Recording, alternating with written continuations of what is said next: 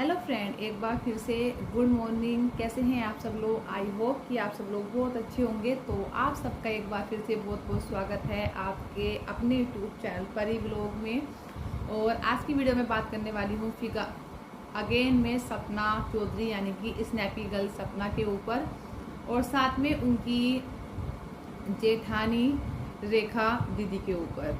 तो जैसे आपने सुना होगा कि जो सपना ने एक रिकॉर्डिंग डाली थी अपनी और सूरज जी की, उसके बाद सपना जो है वो एकदम से गायब हो गई। कल सपना की कोई वीडियो नहीं आई, कोई कम्युनिटी पोस्ट, कोई शॉर्ट वीडियो नहीं आई, जिसके चलते लोगों के मन में बहुत ज़्यादा डर भी है। क्योंकि सपना ने बहुत रिस्क लेके, मतलब सपना ने उस टाइम पर तो वो रिकॉर्डिंग डाल दी, लेकिन उसने बोला था कि चाहे मेरे सास ससुर मुझे जान से मार दे पर मैं उनकी सही सच्चाई सामने ला के रहूँगी।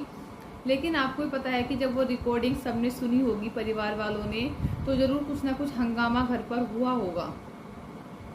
जब सपना ने आज तक ऐसी रिकॉर्डिंग नहीं डाली थी, तब तक सपना के साथ इतना सब कुछ टॉर्चर होता था। अगर सपना ने वो रिकॉर्डिंग डाल दी है तो आप समझ सकते हैं कि उसके बाद घर का माहौल कैसा रहा होगा और क्या क्या सपना के साथ हुआ होगा। तो अभी इस चीज़ की कोई क्लियर तो नहीं मिली है कि सपना के साथ क्या हुआ है, लेकिन एक और ऑडियो रिकॉर्डिंग वायरल हुई है। तो आप पहले वो रिकॉर्डिंग सुने, उसके बाद फिर मैं आपसे बात करती हूँ। शाम को फिर वापस कहने दिया, फिर मैं घूम के आई शाम को, फिर वापस कहने लगे कि मैं पीना तू। तो मुझे डाउट हुआ तो मैंने डायरेक्ट पूछ लिया कि कहीं इसमें कोई मेडिसिन तो नहीं मिलाई थी तुमने। उसी बात पर मैं इतनी बुरी तरीके से थप्पड़ मारा है और मुझे खींचे खींचे तोड़ रहा है, कभी इधर से कभी उधर से धक्के मार रहा है पैरों पे, और अपनी मम्मी से बात करके आया अभी फोन पे। अच्छा, ठीक है। हाँ, आपके साथ इसने थप्पड़ मारे हैं ना आप पे? हाँ, मेरे गाल पूरा सूज गया, ये लाल हो गया, इतनी बुरी तरीके से उसने बड़ी थप्पड़ मारा। ठीक है, इसके सीईओ का या किसी का आप नंबर सेंड कर दो। किसी का नंबर सेंड करने की जरूरत नहीं है, इसी को डायरेक्ट देखना पड़ेगा। ठीक है, हम किसी से बात नहीं करेंगे, अब इसी से होगा जो होगा। उसके अफसर को तो फिर भी रिपोर्ट करना चाहिए ना। आप इसके का नंबर भेजो, नहीं तो मैं कर रहा हूँ। लाओ, वो यहाँ पर है तो उससे बात करा दो, नहीं तो मैं उसी के पर ही कर लूँ। उसी के पर करने को। ठीक है, ओके। तो आप लोगों ने ये रिकॉर्डिंग भी सुन ली होगी कि जिसमें जो रिकॉर्डिंग मनस्वी व्लॉग यानी कि डॉक्टर रेखा ने लगाई थी, वो रिकॉर्डिंग लगाई थी रेखा ने अपने हस्बैंड के साथ। जब रेखा की शादी हुई थी, वो अपने हस्बैंड के साथ उनके जो पैलेस पे यानी कि उनके जो हस्बैंड हैं वो आर्मी ऑफिसर हैं, तो वो अपने हस्बैंड के साथ उनके क्वार्टर पे जब रहने के लिए गई थी, तो उस टाइम पर जो रेखा दीदी थी वो प्रेग्नेंट थी।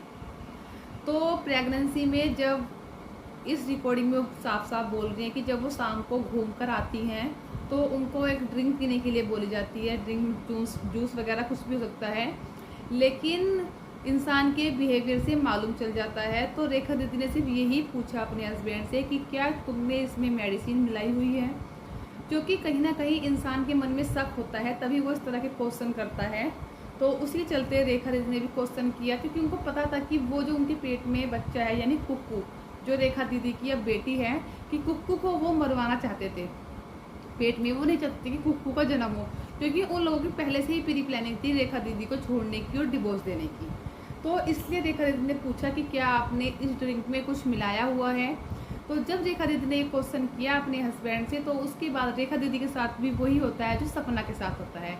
रेखा दीदी की पिटाई होती है, उनको मारा जाता है। मतलब ये लोग इतने कसाई आदमी हैं कि एक औरत उनके ही बच्चे की माँ बनने वाली है और वो उस औरत को इतनी बुरी तरह से मार रहे हैं, पीट रहे हैं।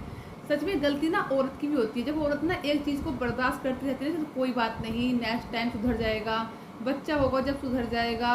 और घर वाले भी तसल्ली देते रहते हैं कि बेटा एडजस्ट करो, आज नहीं तो कल तुम्हारा घर सुधर जाएगा, तुम्हारा पति सुधर जाएगा, तुम्हारे सास ससुर सुधर जाएंगे। पर वो नहीं सुधरते, क्योंकि उनको लगने लग जाता है यार ये तो कोई ऑब्जेक्शन उठाती नहीं है और ना ही इसके कोई घर वाले ऑब्जेक्शन उठाते हैं, तो ये तो हमारे लिए बढ़िया है कि हम इसको पीटते रहें। तो लेकिन रेखा दीदी ने अपने भाई को फ़ोन किया, उन्होंने सारी आप बीती बताई जो आपने इस रिकॉर्डिंग में सुनी।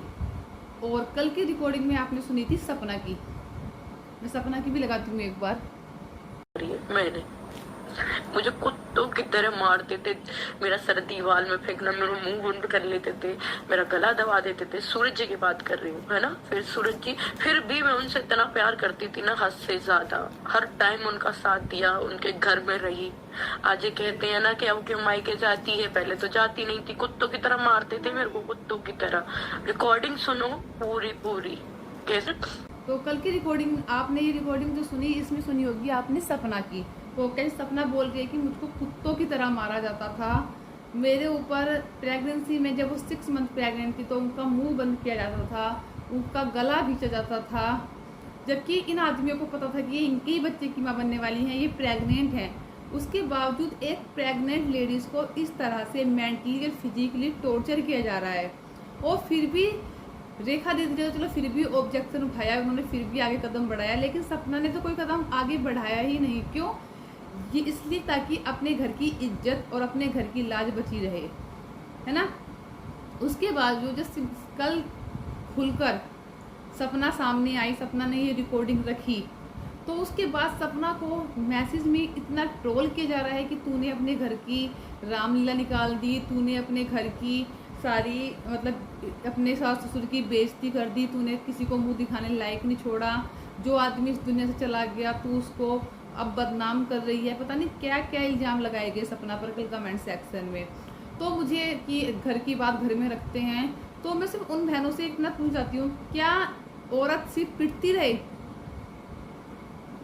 आप खुद सोच देखो, आप अगर 6 मंथ प्रेग्नेंट हो और आपका पति आपको पीटे, कहते हैं कि वो बोल रहा है सूरज की मेरे साथ तमीज़ से बात करे। अच्छा, औरत तमीज़ से बात करती रहे और आदमी उसको तू तड़ाक उसके माँ बाप को गाली देता रहे और उसको थप्पड़ बजाता रहे। ये कौन सा कानून है कि ये कौन सा हक होता है लड़के को कि वो लड़की के माँ बाप को खूब गाली दे, खूब उनको मेंटली टॉर्चर करे, खूब लड़की को फिजिकली टॉर्चर करे। अगर लड़की जवाब में उल्टा बोल दे तो वो घर वालों की इज्जत उछाल रही है, उसको शर्म नहीं है, उसको अपने ससुराल वालों की इज्जत उछालने में मजे आते हैं। आप लोगों की सोच में ना क्लैपिंग बजाने का मन करता है मेरा। आप जैसे लोगों की छोटी सोच की वजह से ही हमारे समाज में लड़कियां आवाज़ नहीं उठा पाती हैं, चुप हो जाती हैं, रोज़ ससुराल वालों का मेंटली और फिजिकली टॉर्चर सहन करती हैं, क्योंकि आप जैसे कुछ घटिया समाज वालों की वजह से, क्योंकि उनको पता है कि अगर हम बोलेंगे तो समाज वाले हमारा मुंह बंद कर देंगे कि इस तरह से ससुराल की बदनामी नहीं करते, इस तरह से अपने घर की इज्जत नहीं उछालते, अपने पति की बात मानो, उसकी इज्जत करो। अरे तुम ये क्यों नहीं समझाते कि अगर लड़की ससुराल में पहले दिन आकर ही अपने ससुराल को अपना मायका मान, अपने ससुराल में जितने भी रिलेशन होते हैं, ससुराल के घर को अपना घर मान लेती है, सास ससुर को अपना माँ बाप मान लेती है, नंद को अपनी बहन मान लेती है, देवर को अपना भाई मान लेती है, तो फिर तुम लोग क्यों इतना शर्माते हो कि लड़की के माँ बाप को अपना माँ बाप मानने में, उनके लड़की के घर वालों को अपना घर वाला मानने में? अगर तुम्हारे लड़की के सास ससुर है तो सास ससुर तो तुम्हारे भी है ना। आप एक बार अब लड़की के घर वालों की, वो लड़की की इज्जत करके देखो, सच में यकीन करना कि तुम लोगों को उसकी लड़की जो बहू होगी ना तुम्हारे घर की, वो तुम्हारी दुगनी तिगनी इज्जत करेगी। लेकिन ज़रूरी होगा कि पहले तुम उसकी रेस्पेक्ट करो, उसके घर वालों की रेस्पेक्ट करो, क्योंकि रेस्पेक्ट के बदले में रेस्पेक्ट मिलती है। ऐसे नहीं कि तुम लोग तो गाली दे रहे हो और वो तुम्हारी आरती उतारेंगे। वो ज़माना चला गया है, ठीक है, कि औरत बर्दाश्त करती रहती थी, टॉर्चर सहन करती रहती थी। अब लड़कियों से आवाज़ उठानी आती है, लेकिन सपना ने बहुत देर कर दी आवाज़ उठाने में। अगर पहले आवाज़ उठाती होती तो आज सपना की ये हालत ना होती। बहुत सारे लोग बोलते हैं कि इसको घर से निकाल दो सपना को, और जो तुम्हारा घर है, तुम्हारा घर कैसे है भाई? जो सपना की सास है वो भी तो किसी की बहू बन के आई थी ना, तो जितना हक सपना की सास का है उतना हक सपना का भी है उस घर पर, सपना के बच्चों का भी हक है उस घर पर। कैसे निकाल दोगे तुम उसे घर से ऐसे ही? तुम भी कभी भूलो मत कि तुम भी कभी माँ बन, सास बहू बन के आई थी इस घर में, कि जो आज सपना आई है। किसी के मतलब ये घटिया समाज के लोग ना कभी किसी को खाने नहीं देंगे, कभी किसी को बाहर निकलने नहीं देंगे, कभी कुछ करने नहीं देंगे, क्योंकि ये ऐसे समाजी कीड़े होते हैं ना कि जो दूसरों के घर में आग लगाते हैं और खुद अपने घर में बैठकर मजे लेते हैं। कोई किसी का नहीं होता है, कोई किसी को नहीं पूछता है। वो जो उसमें सब वो बोल रहे हैं कि उस रिकॉर्डिंग में साफ साफ सुनाई दे रहा है कि किस तरह से सूरज जो है पीट रहा है सपना को, और घर में कोई मेंबर नहीं है बचाने वाला। अरे यार तुम लड़की को खरीद के लाए हो, तुम गाय भैंस खरीद के नहीं लाए हो कि उसको पीटोगे, शादी करके लाते हो समाज के सामने, ना कि तुम खरीद के लाए हो कि तुम उसको मारो पीटो कुछ भी करो। उसकी भी अपनी ज़िंदगी है, उसकी भी कुछ रेस्पेक्ट है। कभी अपनी वाइफ की रेस्पेक्ट करके देखो, कभी उसकी इज्जत करके देखो, कभी उसके सपोर्ट में खड़े होकर देखो। अगर ससुराल में पति सपोर्ट में खड़ा है ना, पति सही है हमारा, तो किसी की मजाल नहीं है ससुराल में कि तुम्हारी वाइफ के ऊपर कोई उंगली उठा दे। लेकिन अगर तुम्हारा पति ही तुम्हारे खिलाफ खड़ा है तो फिर कुछ नहीं हो सकता। तो इसलिए जब शादी होती है, जब तो बहुत सारी वो कर देते हैं कि हम तो ध्यान रखेंगे, हम तो अच्छे से ये करेंगे वो करेंगे, और कहीं शादी के कुछ दिन निकले और अपने असली रंग दिखाने शुरू कर देते हैं। तो इसलिए जो घटिया समाज के कीड़े हैं ना, इनसे दूर रहो, क्योंकि ये ऐसे ही कीड़े हैं जो दूसरों घर में आग लगाकर खुद मजे लेते हैं। ये किसी के नहीं होते, आज उनकी साइड तो कल को इसकी साइड, ये सिर्फ इस तरह के लोग हैं। और अब तो ये तो नहीं सपना ने मुंह से बोल के बताया है, अरे साफ साफ रिकॉर्डिंग है, वो रिकॉर्डिंग सुनो।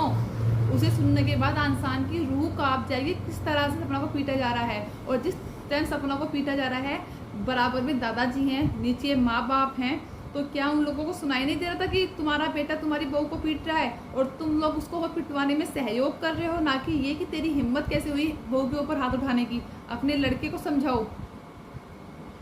और सास तो खुद बहू बन के आई है, तो उसको नहीं दिखता कि यार जो मेरे साथ हुआ है वो मेरी बहू के साथ नहीं होने दूंगी। अगर सास बहू की माँ बन जाए ना, तो बहू जो है ना वो मिनट से पहले अपनी सास की बेटी बन जाएगी। लेकिन उसके लिए दोनों तरफ से रेस्पेक्ट होनी चाहिए। ऐसे नहीं कि बहू तो तुम्हारी आओ भगत कर रही है, तुम्हारे आगे पीछे लग रही है, तुम्हारा कोई रिश्तेदार आता है तो उसकी पूरी खातिरदारी कर रही है, और अगर बहू के मायके से कोई आता है तो तुम उसको गाली गलौज दे रहे हो, उसको उल्टा सीधा बोल रहे हो, उसको ताने सुना रहे हो, और बहू तुम्हारी रेस्पेक्ट करती रहे और सास और ससुराल वाले कुछ ना करें, उसको अपने लड़के से पिटवाते रहे। तो सॉरी, इज्जत करोगे तो इज्जत पाओगे, अदरवाइज जैसा करोगे वैसा ही भरोगे। तो इसी के साथ करते हैं इस वीडियो को यहीं पर एंड, फिर मिलते हैं आपको कुछ नई वीडियो के साथ। तब तक के लिए धन्यवाद।